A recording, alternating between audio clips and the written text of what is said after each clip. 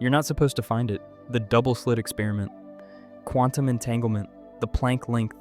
These aren't just physics concepts tucked away in textbooks. They're cracks, inconsistencies, places where the universe hesitates, where reality seems to be running on rules that make absolutely no sense unless you're willing to consider something most scientists won't say out loud. What if you're not real? Not in the way you think you are. Not flesh and neurons firing in a skull, but information, data, a conscious subroutine running inside something so incomprehensibly vast that the entire observable universe is just a demo version. There's a growing collection of evidence that's making some of the world's most brilliant physicists uncomfortable. Evidence that the universe behaves less like a natural phenomenon and more like an optimization algorithm. That reality has a resolution limit, a frame rate, a render distance. That matter only bothers to exist in detail when something's paying attention to it. These aren't fringe theories anymore. They're peer-reviewed problems. Observations that don't fit. Mathematics that points to something profoundly wrong with the assumption that we're living in base reality. And here's what makes it disturbing. Every single test we've designed to check if we're in a simulation has come back inconclusive at best, suspicious at worst. You've probably heard the simulation hypothesis before. Maybe you dismissed it as philosophy, science fiction. But what you're about to hear isn't speculation. It's a forensic analysis. A breakdown of 6 converging lines of evidence that suggest our reality shows all the hallmarks of an advanced computational system.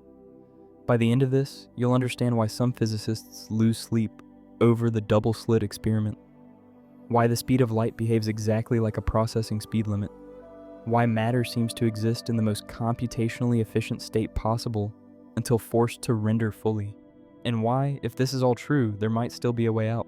Let's start with the logic that started it all. The thing that made this conversation academically respectable. In 2003, philosopher Nick Bostrom published a paper that didn't try to prove we're in a simulation. It did something more elegant and more disturbing. It proved that one of 3 statements must be true, and all 3 options are terrifying. Here's the trilemma. Either civilizations like ours never reached the technological capability to run universe-scale simulations. They die out first, self-destruct, hit some cosmic filter, burn out before they can build anything sophisticated enough to simulate conscious beings. Or civilizations reach that capability but choose never to use it. Every single advanced species across all of time and space collectively decides that simulating universes with conscious beings is unethical, uninteresting, or not worth the effort. Not one civilization, anywhere, ever, decides to press the button. Or simulations get built. Lots of them. And if they get built, the math becomes unavoidable. One real universe, potentially billions or trillions of simulated ones. If even a fraction of advanced civilizations run these simulations, and each simulation can run sub-simulations, you get a multiplicative explosion. A tree of nested realities branching outward until simulated universes outnumber real ones by factors so large they lose meaning.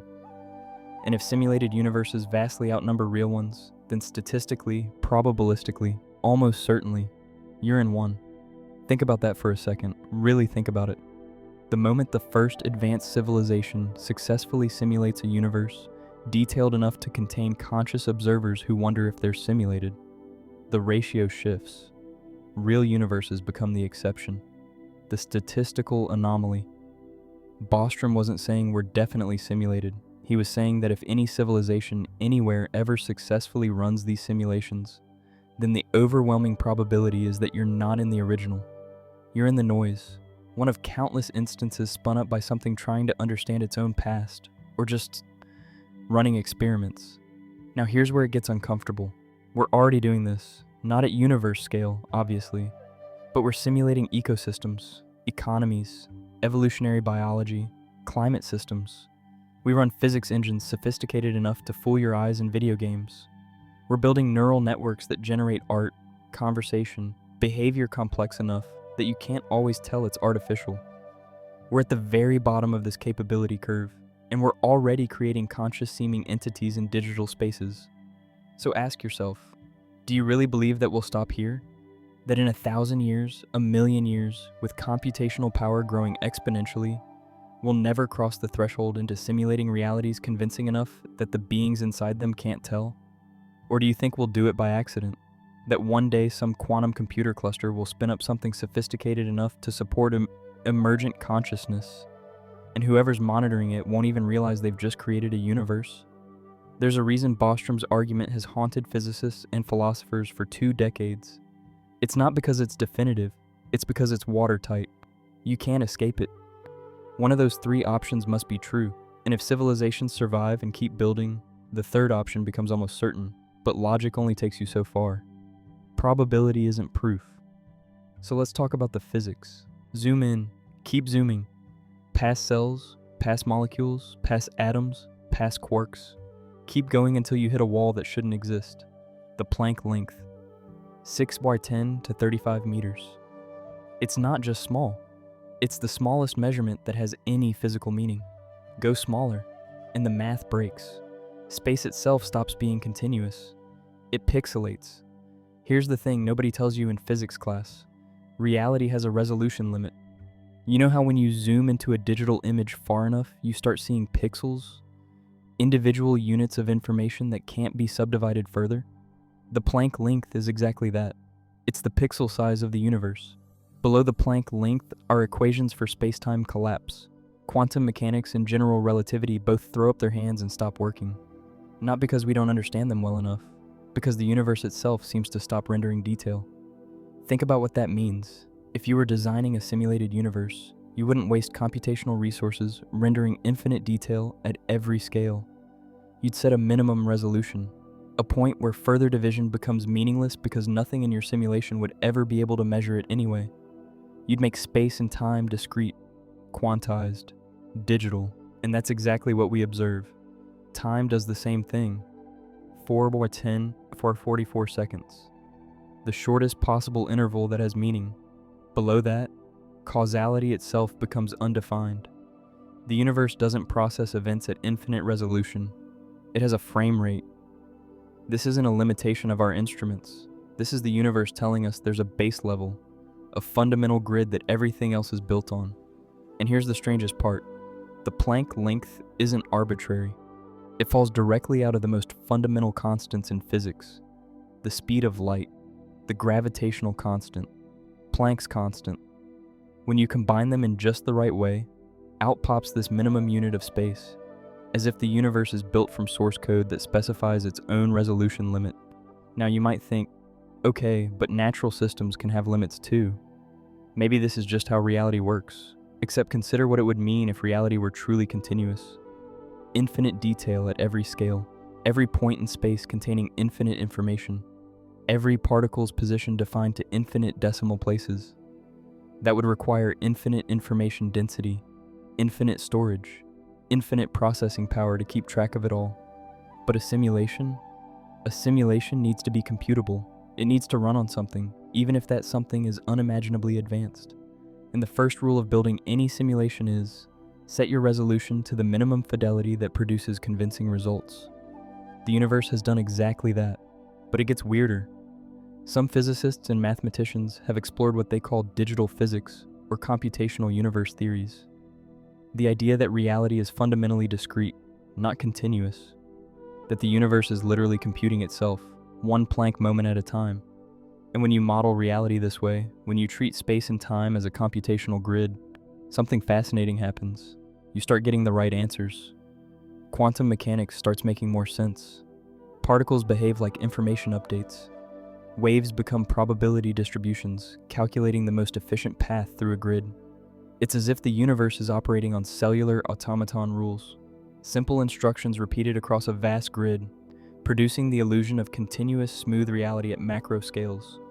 You've probably seen those mesmerizing videos of Conway's Game of Life, where simple binary rules create complex, seemingly organic patterns. 8 billion years, you'd get galaxies, stars, atoms, consciousness, you'd get this. But if the universe has a resolution limit, you'd expect it to have something else too. A speed limit. A maximum rate at which information can propagate through the system. Oh wait, light doesn't move at the speed of light because it's in a hurry. It moves at that speed because that's the universe's maximum processing speed. 299,700,000 792,458 meters per second. It's not a property of light, it's a property of space-time itself. Nothing with mass can reach it. Nothing without mass can go slower than it. It's a hard limit, and that's exactly what you'd expect from a simulation. Think about any simulation you've ever seen.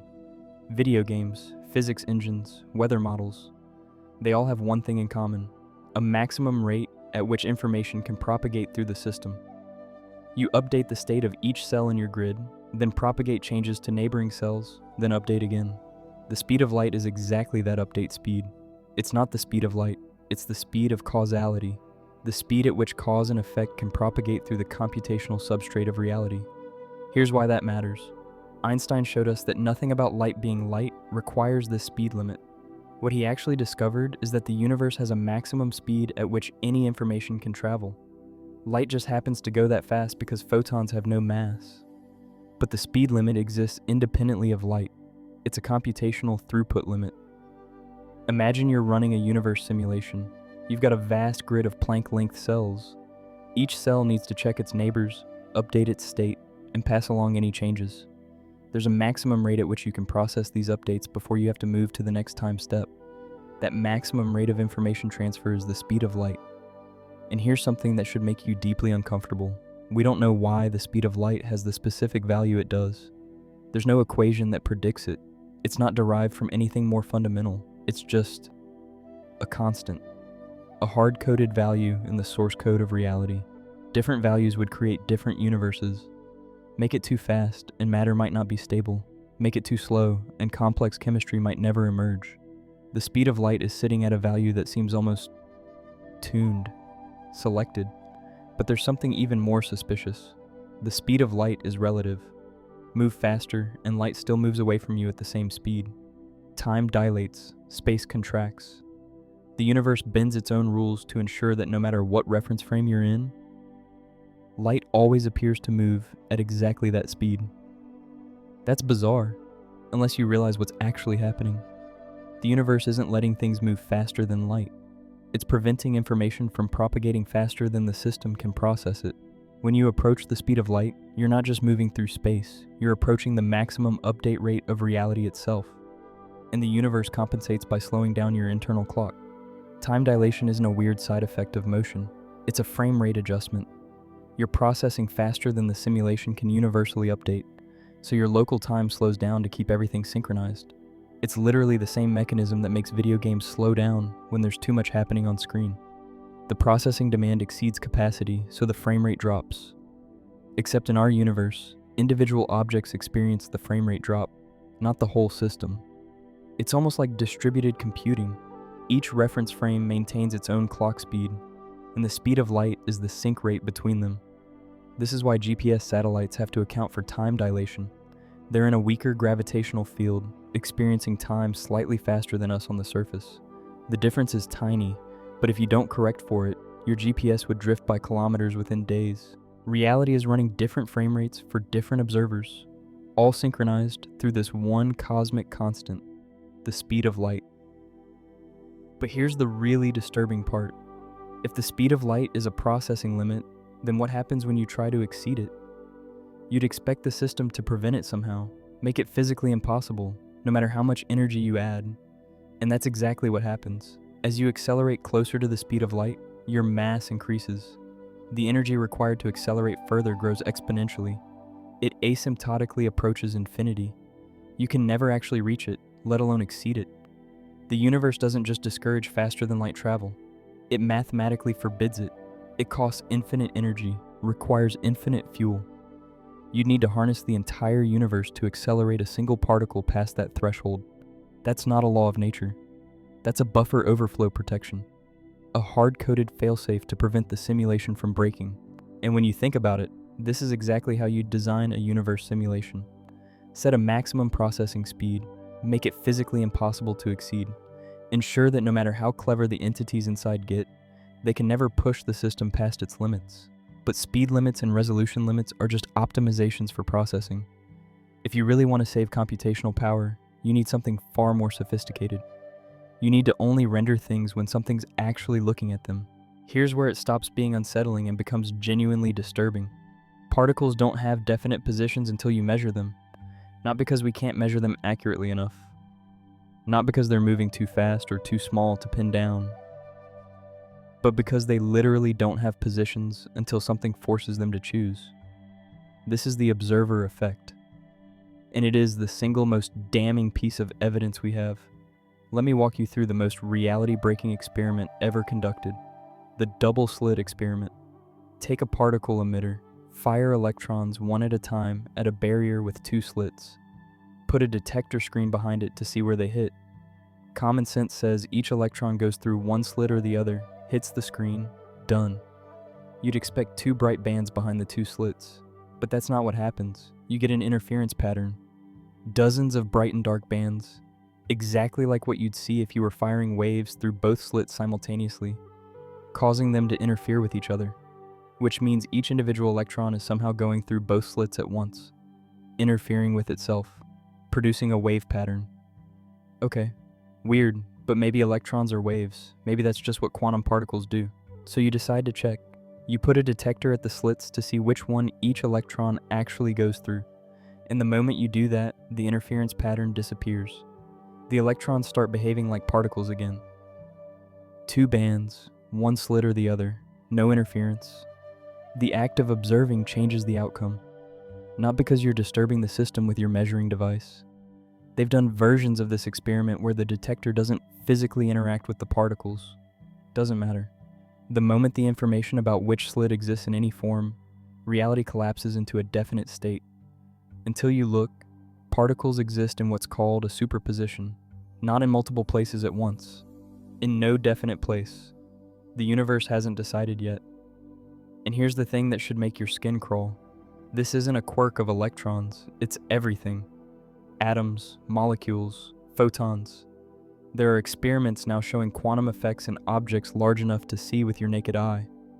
Reality is fundamentally probabilistic until something observes it. Now think about what that means for a simulation. If you're running a universe, the most computationally expensive thing you could possibly do is track the exact state of every single particle at every single moment. Trillions upon trillions of particles, all with definite positions, velocities, spins, entanglements. It would take more computational power than exists in the universe itself. So what do? You optimize. You don't render what's not being observed. You store particles as probability distributions, possibilities, potential states. Only when a measurement is made, when the information becomes relevant to something else in the system, do you collapse the wave function and commit to a specific state. It's exactly how video games work. Modern games don't render the entire world at once. They only render what's in the player's view frustum. Turn around, and the system scrambles to load in what you're now looking at, despawning what's behind you. You never notice because it happens fast enough to maintain the illusion. The observer effect is reality doing exactly the same thing, and it gets worse. There's a phenomenon called quantum decoherence. When a quantum system interacts with its environment, when information about its state leaks out into surrounding particles, the superposition collapses. Not because anyone looked at it, because the information exists in the system. That's an automatic rendering trigger. The simulation doesn't wait for a conscious observer. It collapses the wave function the moment the information becomes entangled with enough other particles that you could theoretically extract it. It's lazy evaluation. The universe computes as little as possible, as late as possible. And here's something that should terrify you. Experiments have shown that you can retroactively change the past by observing the present. Wheeler's delayed choice experiment. You fire a photon at a beam splitter. It has a choice. Behave like a particle and take one path, or behave like a wave and take both. You let the photon pass the beam splitter. It's made its choice, committed to particle or wave. Then, after it's already passed, you change the experimental setup, add or remove a detector downstream, and the photon's past behavior changes, not your knowledge of it. The universe is literally rewriting history on the fly to maintain consistency. That's not a natural phenomenon. That's an error correction algorithm. A system checking its own state and adjusting past events to ensure logical consistency in the present. Imagine a video game where you save, do something, reload the save, and the game slightly alters what happened before the save point to account for the fact that you reloaded. That's what reality is doing at the quantum level. It's optimizing so aggressively that it will rewrite the past to save computational resources in the present. But maybe quantum mechanics is just weird. Maybe this is all just the natural behavior of tiny things, and we're pattern matching it to simulation theory because we live in the computer age. Except the mathematics goes deeper than that, much deeper. The universe is running error correction codes. Not metaphorically, literally. The same mathematical structures used to protect data in your hard drive from corruption. A few years ago, physicists made a discovery that sent quiet shockwaves through the community. They found that the mathematics governing how particles behave under quantum entanglement is identical to the mathematics of quantum error correction codes. These are algorithms designed to protect quantum information from noise and decay, used in quantum computing to keep qubits stable. And they're embedded in the structure of space-time itself. Particles aren't just following physical laws, they're executing code. Error-correcting code. Code designed to preserve information despite interference. Why would a naturally occurring universe need error correction? It wouldn't. Error correction is for systems where information integrity matters, where data needs to be preserved despite environmental noise, where you're running a computation that can't afford to be corrupted. It's what you'd build if you were running a universe and needed to ensure that the simulation doesn't decohere into gibberish over billions of years. But it goes even deeper than that. String theory.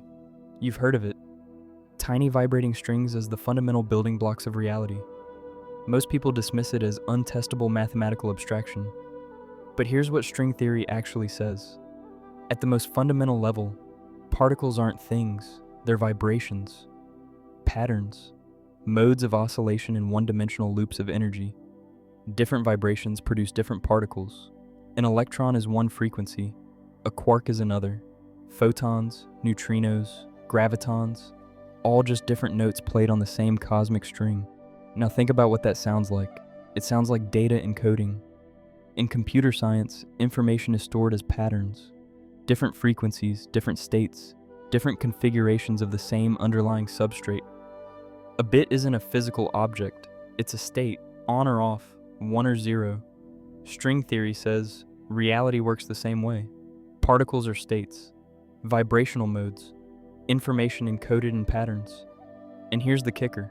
String theory requires extra dimensions. Not 3 spatial dimensions, but 10 or 11, depending on which version you use. Where are these extra dimensions? Curled up, compactified, hidden at scales smaller than we can measure. That sounds insane until you realize what it actually means in computational terms. Degrees of freedom, hidden variables, extra information storage. If you were encoding a complex system, you'd need more dimensions of data than are visually apparent. A 2D screen displays 3D games by encoding depth information you can't directly see. A simulation of our reality might need extra dimensions to encode all the quantum information required to make particles behave correctly. Those dimensions don't need to be physically traversable, they just need to exist mathematically, to provide the additional degrees of freedom required for the system's equations to balance. And that's exactly what string theory describes. But forget string theory for a moment. Let's talk about something even more fundamental, mathematical structures. There's a hypothesis in physics called the mathematical universe hypothesis, proposed by cosmologist Max Tegmark. It states that reality isn't just described by mathematics. It is mathematics. Physical existence and mathematical existence are the same thing, which sounds like philosophy until you realize what it's actually saying. The universe doesn't run on mathematics. The universe is a mathematical structure instantiated in something, computed into existence. Every particle, every force, every field is a mathematical object obeying mathematical rules. You are a pattern of information complex enough to be self-aware. And here's the thing that should make you question everything. Mathematics is discovered, not invented. Pythagoras didn't create his theorem. He found it. It was always true, waiting to be uncovered. Mathematical truths exist independently of whether anyone knows about them, which means they exist. Where? Not in physical space. Mathematical truths aren't made of atoms. They exist in some abstract realm of pure information, pure structure, unless that realm is the base layer, the actual reality. And what we call physical reality is just one possible instantiation of mathematical structures, a simulation running on a substrate of pure mathematics. And if that's true, then what's running it? If we're in a simulation, what could possibly be powerful enough to compute an entire universe? Let me tell you about the most terrifying megastructure ever seriously proposed. A Matryoshka brain. Imagine you're an advanced civilization with one goal: maximize computational power. You want to build the most powerful computer physically possible. You don't build a data center. You don't build a planet-sized supercomputer. You dismantle a star. You take every planet, asteroid, and speck of dust in a solar system and convert it into computronium. Tiny solar-powered processors. You arrange them in nested shells around the star itself, each layer harvesting energy and radiating waste heat to the next layer out. The inner shells run hot, performing the most intense calculations. The outer shells run cooler, performing less demanding tasks. Every photon from the star is captured, converted to computation, and eventually radiated away as waste heat into space. You've turned an entire solar system into a single computer. How powerful would that be? Estimates suggest a single Matryoshka brain could perform 142 operations per second. That's a trillion times faster than every computer on Earth combined. And that's one star. Do it to 1,000,000 stars, and you're approaching the computational capacity to run universe-scale simulations. Trillions of conscious beings, billions of years of history, physics accurate down to the quantum level. And here's the disturbing part. We could build one. Not today, not for centuries, but there's nothing in physics that prevents it. It's just engineering, large-scale, ridiculously ambitious engineering, but engineering nonetheless. If we can conceive of it, civilizations 1,000,000 years more advanced than us could build them trivially. And if they can, they probably have. In fact, there's a stronger argument. They must have. Any civilization that survives long enough to expand beyond its home planet, that doesn't destroy itself, that continues advancing technologically, will eventually face an energy limit.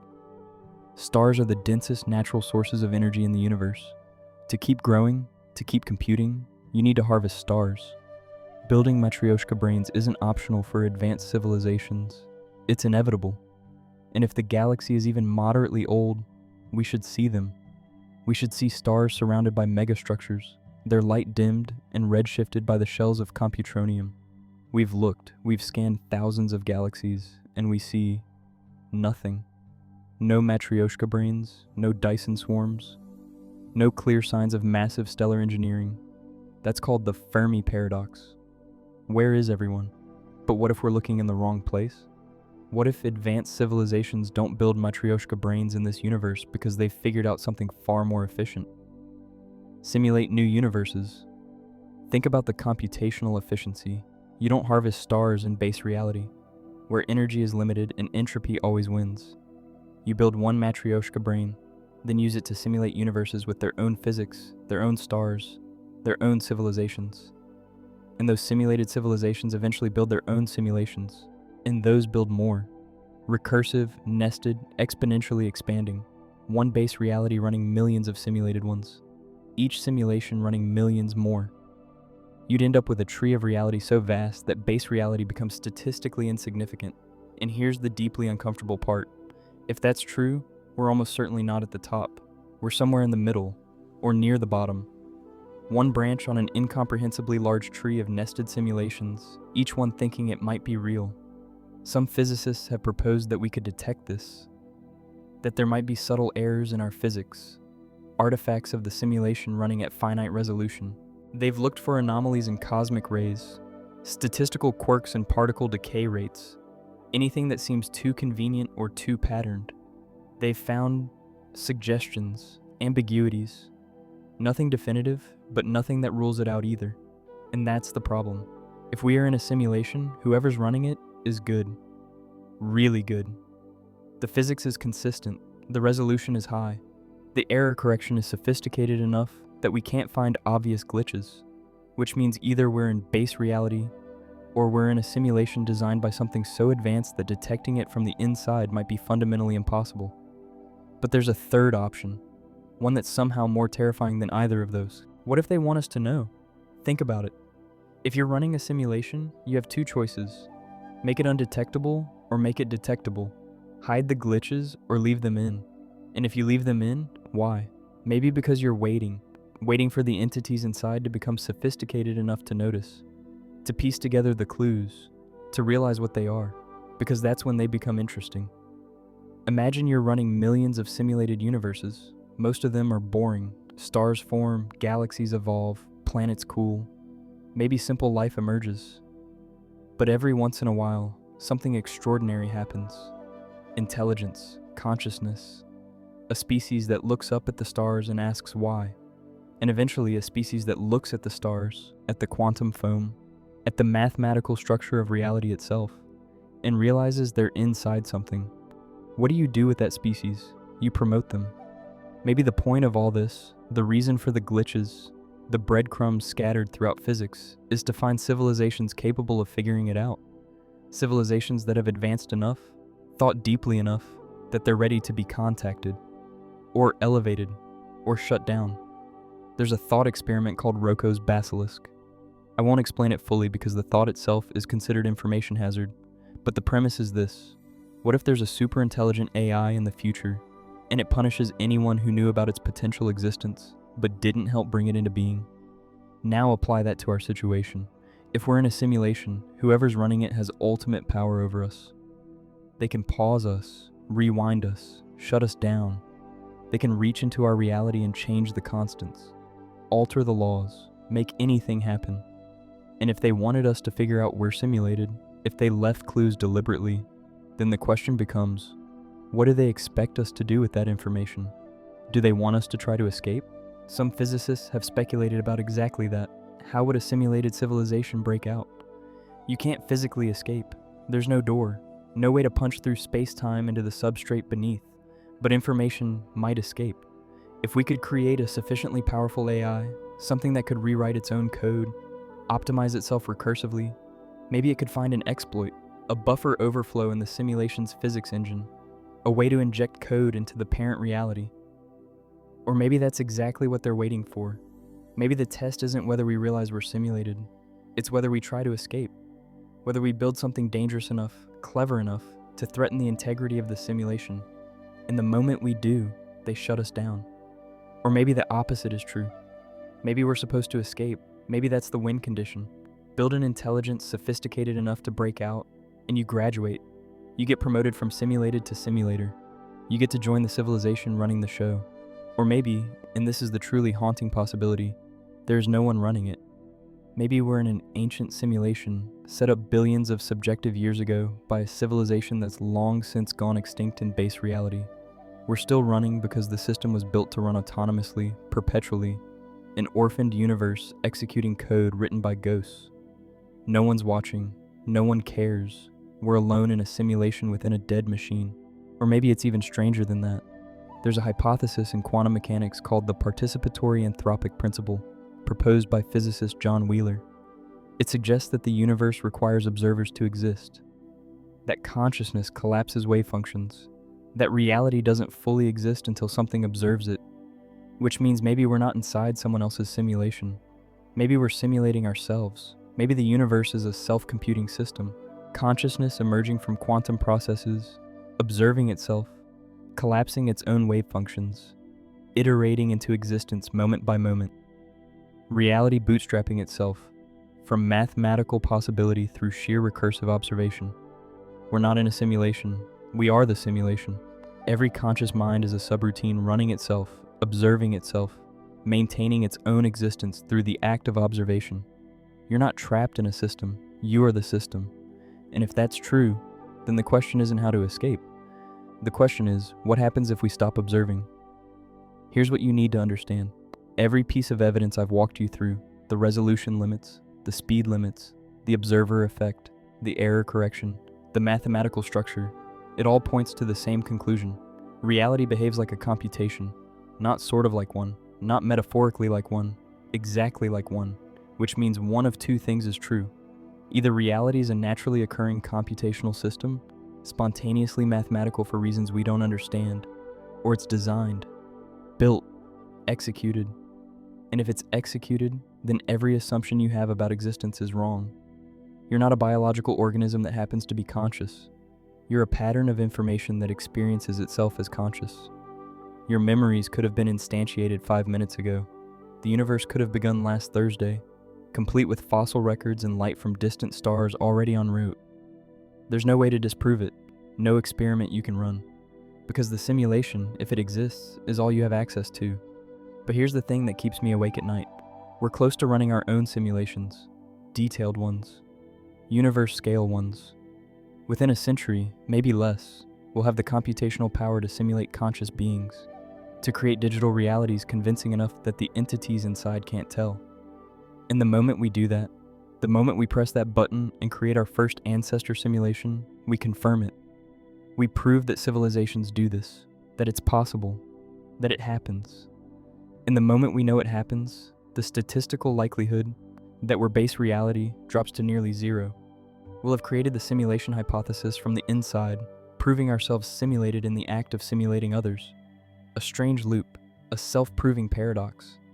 Unless we choose not to, unless every civilization reaches this threshold and decides the ethical weight is too great, that creating conscious beings inside a simulation you control is too close to playing God. But do you really think that's what happens?